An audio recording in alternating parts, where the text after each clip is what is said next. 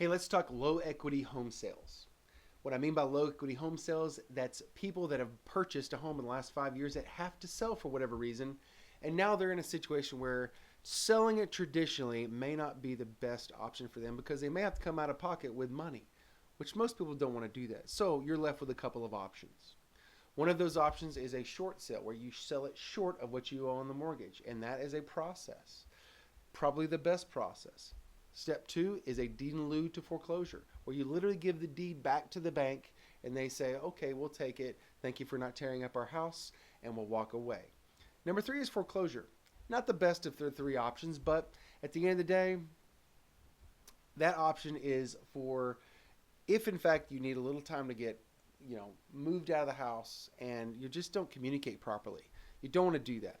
So these three options, short sale, foreclosure, deed in lieu, they're all, in our society, nasty words, nasty grams. And of course, through the 2008 crisis, if most people can remember that, it was kind of nasty. It wasn't great. You didn't feel good about having to do these situations.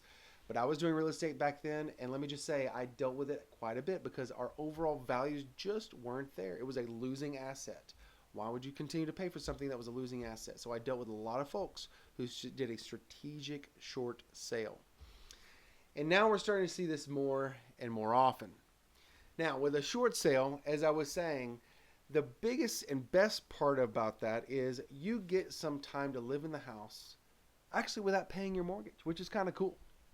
But the intention there is to get your home sold for a reasonable price that everyone's agreeable to, as well as the bank, and ultimately get it sold to where you don't have to go to a foreclosure. And most banks are coming around to the idea that the market is not where it once was.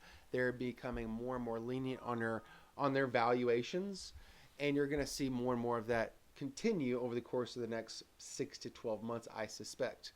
Let me just say, I'm going on weekly appointments for people that are saying, okay, we'll try it traditional for a little bit, but we got to move, Justin. What are we going to do? And I'll say, we got to apply for a short sale. We got to get that ball rolling.